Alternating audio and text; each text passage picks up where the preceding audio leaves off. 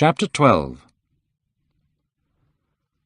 "Don't tell me that you're going to be good," cried Lord Henry. "You're quite perfect. Don't change."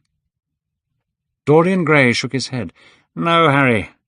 I have done too many terrible things in my life. I am not going to do any more. But tell me, what is happening here in London? I have been out of the country for more than a month." "People are still discussing poor Basil's disappearance." "Are they not bored with that yet?" said Dorian, pouring out some wine and frowning. "My dear boy, they have only been talking about it for 6 weeks.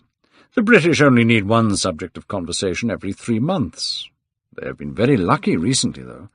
First there was the scandal of my wife leaving me, and then Alan Campbell killed himself. Now there is the mysterious disappearance of an artist. The British police are saying that Basil did take the midnight train on the 9th of November, but the French police are sure that he never arrived in Paris at all." "What do you think has happened to Basil?" asked Dorian, holding up his wine against the light. "I have no idea. If Basil wants to hide himself, it is no business of mine. If he is dead, I don't want to think about him. Death is the only thing that ever frightens me. I hate it." "Why?" said the younger man in a tired voice. "Because," said Lord Henry, "it is the only thing that is final. Let us have our coffee in the music-room, Dorian. You must play Chopin to me. The man who ran away with my wife played Chopin beautifully. Poor Victoria. I was very fond of her. The house is quite lonely without her."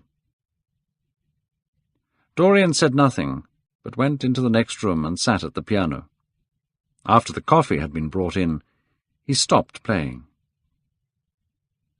"Harry," he said, looking over at Lord Henry, "do you think Basil was murdered?" Lord Henry yawned.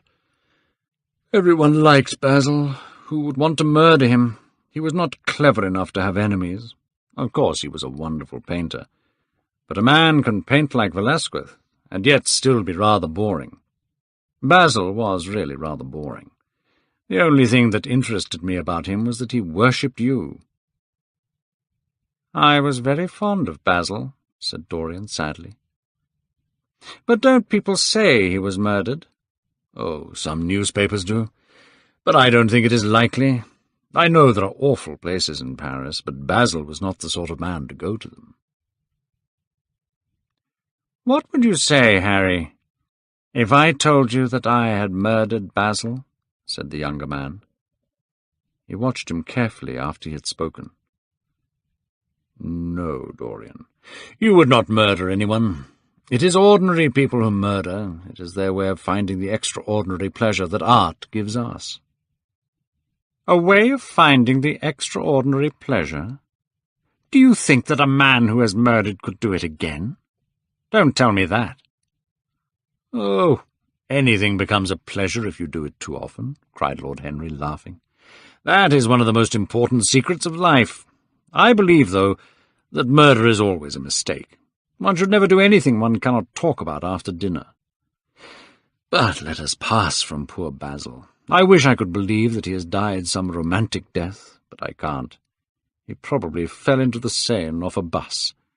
I can see him now lying on his back in the dirty green water. During the last 10 years he had not been painting well."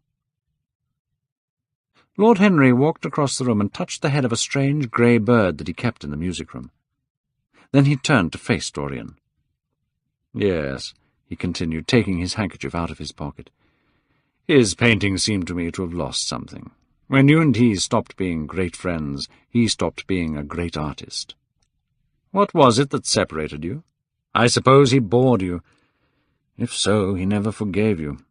By the way, what happened to that wonderful portrait he did of you? I don't think I've ever seen it since he finished it." "I told you years ago that it was stolen." "Oh, I remember. You never got it back? What a shame.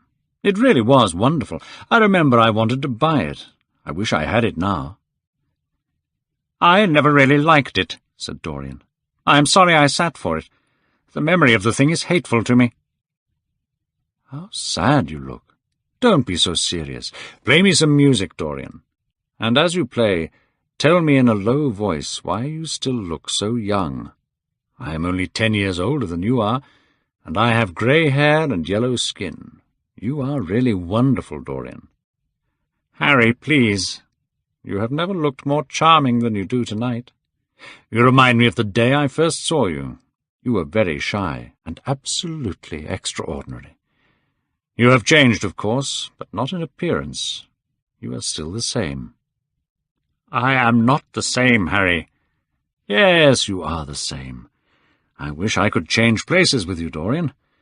The world has cried out against us both, but it has always worshipped you. It always will worship you. Life has been your art. Dorian got up from the piano and passed his hand through his hair. Yes, life has been beautiful, he said quietly. But I am not going to have the same life, Harry, and you must not say these things to me. You don't know everything about me. I think that if you did, even you would turn away from me. You laugh. Don't laugh. Why have you stopped playing, Dorian? Let us go to the club. It has been a charming evening, and we must end it charmingly. There is someone I want to introduce to you, young Lord Poole. He has already copied your ties, and he very much wants to meet you. He is quite charming, and he reminds me of you. I hope not, said Dorian, with a sad look in his eyes. But I am tired tonight, Harry. I won't go to the club. It is nearly 11, and I want to go to bed early. Please stay. You have never played so well as tonight. It is because I am going to be good, he answered, smiling. I am a little changed already. You can't change to me, Dorian, said Lord Henry. You and I will always be friends. Come round tomorrow. We shall go to lunch. Do you really want me to come, Harry? Certainly. The park is quite lovely now. I don't think there have been such flowers since the year I met you. Very well. I shall be here at 11, said Dorian. Good night, Harry.